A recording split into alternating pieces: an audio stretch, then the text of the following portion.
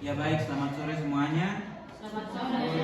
Ya baik, kami dari kelompok 3 akan melaporkan hasil observasi kami tentang identifikasi jenis pembelajaran KNSD. Sebelum itu, perkenalkan teman-teman kami dari kelompok 3. Yang pertama ada Yuni Cewona, yang kedua ada Grace Kanggunung, yang ketiga ada Matilda Wanggai, yang keempat ada Suri Fairio, yang kelima ada Beatrix Samber, yang keenam ada Doli Waroi, dan yang ketujuh ada Nurbandu. Ya baik, waktu selanjutnya saya silakan kepada teman-teman untuk melaporkan hasil observasi. Ya baik, kita masuk ke latar belakang. Pendidikan mempunyai peran penting dalam pengembangan ilmu pengetahuan dan teknologi, sehingga pendidikan harus dilaksanakan dengan sebaik-baiknya untuk memperoleh hasil yang maksimal. Sekolah dasar merupakan salah satu lembaga formal dasar untuk mencapai tujuan pendidikan nasional. Sebagai calon guru, kita perlu mengetahui permasalahan yang akan muncul dalam proses pembelajaran di SD. Dari pengalaman itu dapat mempersiapkan kami sebagai calon guru untuk dapat mengatasi permasalahan-permasalahan yang muncul nantinya secara tepat. Dan PKN adalah salah satu mata pelajaran yang tercantum dalam kurikulum SD dan menjadi pelajaran wajib yang harus dikuasai oleh siswa. B. Tujuan observasi. 1. Mengetahui pelaksanaan pembelajaran PKN di kelas 1 dan 2. 2. Mengetahui keaktifan siswa dalam mengikuti proses pembelajaran di kelas 3 dan 4. 3. Mengetahui permasalahan-permasalahan yang muncul dalam pembelajaran PKN. C. Manfaat observasi. Kami dapat melihat langsung proses kegiatan belajar mengajar di dalam kelas antara siswa dengan guru. Yang kedua, untuk mengetahui penggunaan metode dan media yang tepat dalam pembelajaran. Yang ketiga, untuk mengetahui cara mengatasi permasalahan yang muncul dalam pembelajaran PKN.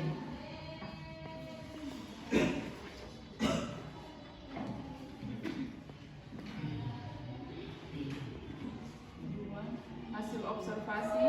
B. Proses pelaksanaan pembelajaran. 1. Pelaksanaan pelajaran PKN di kelas. Dalam pelaksanaan pembelajaran PKN di kelas 5, guru menggunakan metode ceramah dan praktik. Guru memberi contoh di depan kelas, setelah itu guru bersama-sama dengan siswa saling berinteraksi. 2. Keaktifan siswa. Pada pertengahan hingga akhir pelajaran, keaktifan siswa pun mulai berkurang karena guru hanya menggunakan metode ceramah. Namun pada akhir pelajaran, guru memasuki sesi tanya jawab pada siswa dan keaktifan siswa pun muncul kembali. Siswa mengangkat tangan, berebut menjawab, dan hasil pendapat siswa pun dibahas bersama-sama. C. Permasalahan-permasalahan yang muncul dalam pembelajaran. Masih banyak siswa yang kurang memperhatikan saat guru memberikan penjelasan. Adanya siswa yang aktif mengobrol dengan teman sebangkunya, ada yang asik menggunting-gunting kertas, ada yang sibuk dengan mainan yang di bawahnya. Media yang digunakan memang sangat terbatas, sehingga siswa banyak bingung dan bosan dalam mengikuti kegiatan pembelajaran.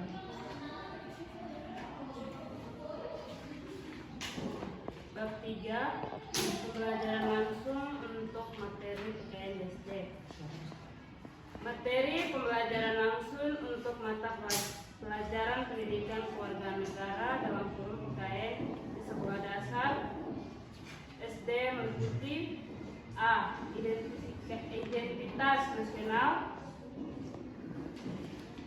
lambang negara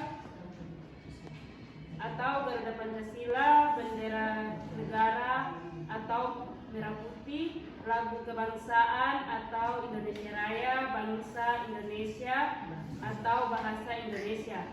B.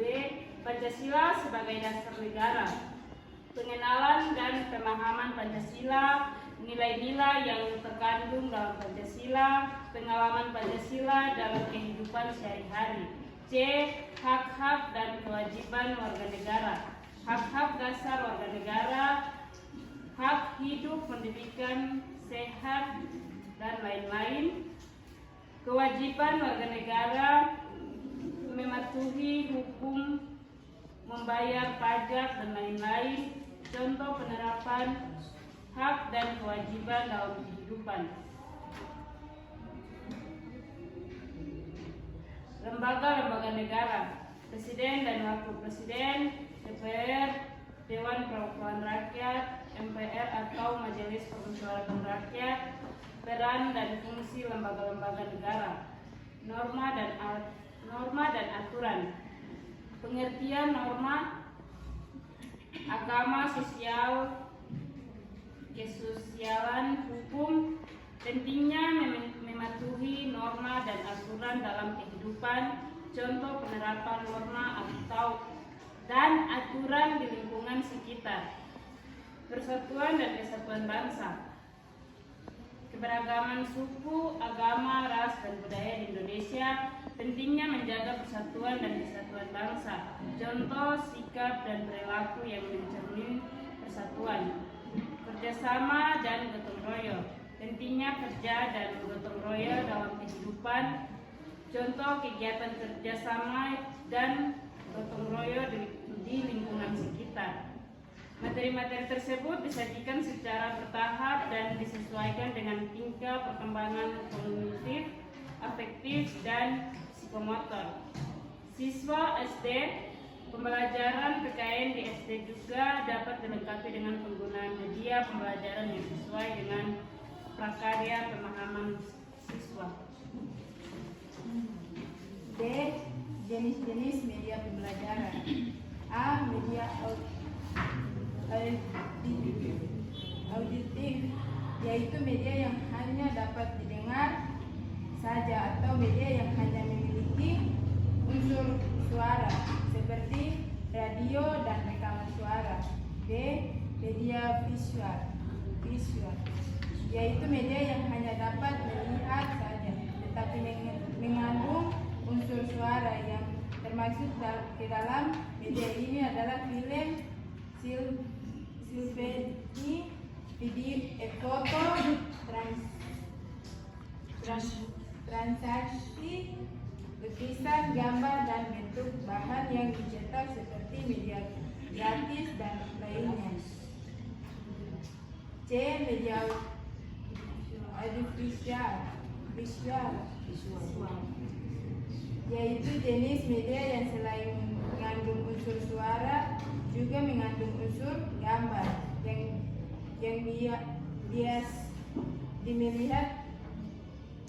dilihat misalnya video, berbagai ukuran film,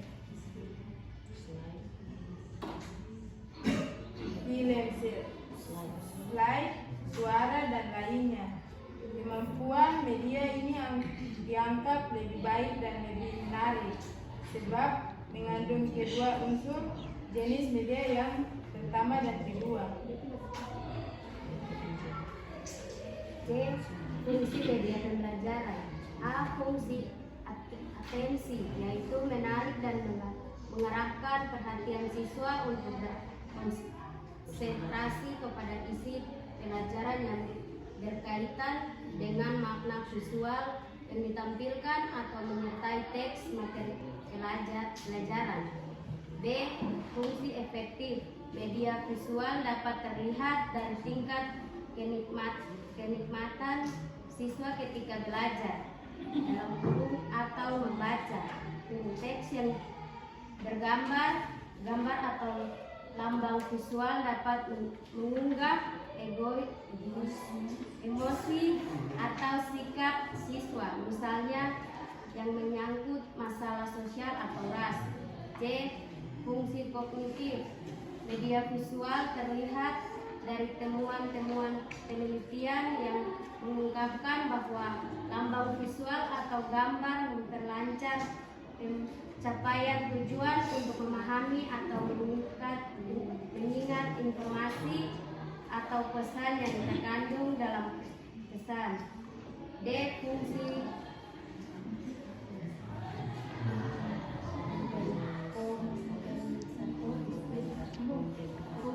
kompensatoris. media pembelajaran terlihat dari hasil penelitian bahwa media visual yang memberikan konteks untuk memahami teks membantu siswa yang lemah dalam membaca untuk mengorganisasikan informasi dalam teks dan mengingatnya kembali. D. Pengaruh media terhadap mata pelajaran PKN. Perubahan-perubahan tingkah laku sebagai hasil dari kegiatan belajar tidak selamanya dapat dicapai secara maksimal. Akan tetapi dapat pula sebaliknya, yaitu jauh lebih rendah dari apa yang diharapkan. Penggunaan media pada saat pelaksanaan kegiatan pembelajaran akan dapat membantu daya ingat siswa. Apalagi jika ditampilkan dengan desain, gambar, dan warna yang menarik, sehingga menimbulkan perasaan senang pada siswa dalam mengikuti pembelajaran. Perasaan senang tersebut akan melekat dalam diri siswa dan memberikan kontribusi tersendiri terhadap keberhasilan siswa. Dengan demikian, dapat dipahami bahwa belajar merupakan suatu proses yang banyak dipengaruhi oleh berbagai faktor di dalamnya. Salah satu di antaranya adalah kesiapan seorang guru dalam menyajikan materi pelajaran dengan menggunakan media seperti media gambar. 1. Kelebihan pembelajaran langsung PKN di SD. A. Interaksi aktif. Pembelajaran langsung memungkinkan interaksi aktif antara siswa dan materi pelajaran yang dapat meningkatkan pemahaman dan retensi informasi. B. Pengalaman nyata. Siswa dapat merasakan pengalaman nyata dari materi yang diajarkan, membantu mereka memahami konsep dengan lebih baik. C. Fleksibilitas. Guru dapat menyesuaikan pembelajaran sesuai dengan kebutuhan dan kemampuan siswa, memberikan adaptasi yang lebih baik untuk setiap individu. D. Budaya kelas yang kuat. Interaksi sosial dalam lingkungan belajar fisik dapat membantu membangun budaya kelas yang positif dan mendukung. 2. Kekurangan pembelajaran langsung PKN di SD. A. Keterbatasan waktu. Batasan waktu dalam sesi belajar mungkin tidak cukup untuk menangani semua materi dengan mendalam, terutama jika kelas memiliki banyak topik untuk ditangani. B. Tidak efisien untuk semua siswa. Metode ini mungkin tidak efektif untuk semua siswa, terutama mereka yang memerlukan pendekatan belajar yang berbeda atau memiliki kebutuhan khusus pendidikan. C. Ketergantungan pada faktor eksternal. Keberhasilan pembelajaran langsung bergantung pada kondisi lingkungan fisik dan sumber daya yang tersedia, yang mungkin tidak selalu mudah diatur atau diakses oleh semua guru dan siswa. D. Tidak mencakup diversitas siswa. Metode ini mungkin tidak cukup fleksibel untuk mencakup perbedaan individu dalam kelas, termasuk perbedaan kemampuan belajar, gaya belajar, dan preferensi pribadi. Dengan memahami kelebihan dan kekurangan pembelajaran langsung dalam pendidikan kewargaan atau PKN sekolah dasar SD, guru dapat membuat keputusan pedagogis yang tepat untuk menciptakan lingkungan belajar optimal bagi siswa mereka. Yang terakhir, kesimpulan. Dalam kaitannya dengan kegunaan media dalam pembelajaran, setidaknya dituntut ada 3 keistimewaan yang harus dimiliki oleh media pembelajaran, yaitu A. Media harus memiliki kemampuan untuk menangkap, menyimpan, dan menampilkan kembali suatu objek atau kejadian. B. Media harus memiliki kemampuan untuk menampilkan kembali objek atau kejadian dengan berbagai macam cara disesuaikan dengan keperluan. C. Media harus mempunyai kemampuan untuk menampilkan sesuatu objek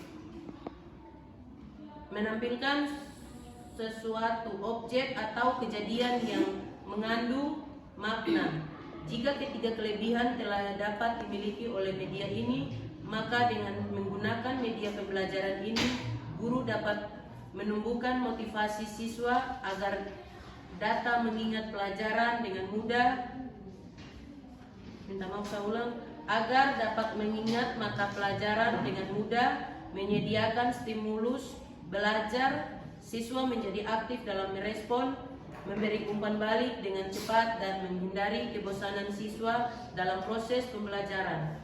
Dengan memperhatikan begitu pentingnya pemanfaatan media dalam pembelajaran, maka media menjadi salah satu unsur yang perlu direncanakan guru dalam membuat perencanaan pembelajaran. Baik, dari semua materi kami tadi, di sini saran yang kami ambil atau yang terakhir dalam menyikapi kelebihan dan kekurangan dalam penggunaan media pembelajaran, khususnya pada mata pelajaran PKN. Tentunya kita menggunakan media itu sangat bergantung kepada guru sebagai pendidik dan fasilitator siswa dalam belajar. Guru yang kreatif dan mampu dengan siap memanfaatkan media pembelajaran yang sudah ada tersedia di sekolah, mampu mengantarkan siswanya untuk mencapai tujuan pembelajaran yang telah ditetapkan. Selain itu, penggunaan media pembelajaran memang penting untuk diperhatikan dan dilaksanakan dengan optimal, seoptimal mungkin. Penggunaan media pembelajaran khususnya dalam mata pelajaran PKN mampu menarik perhatian siswa untuk fokus dan tertarik minatnya untuk benar-benar mengikuti pembelajaran dari awal sampai kegiatan akhir pembelajaran di kelas. Ya baik, itulah tadi hasil laporan observasi dari kami kelompok 3. Waktu dan tempat kami tutup. Sekian dan terima kasih.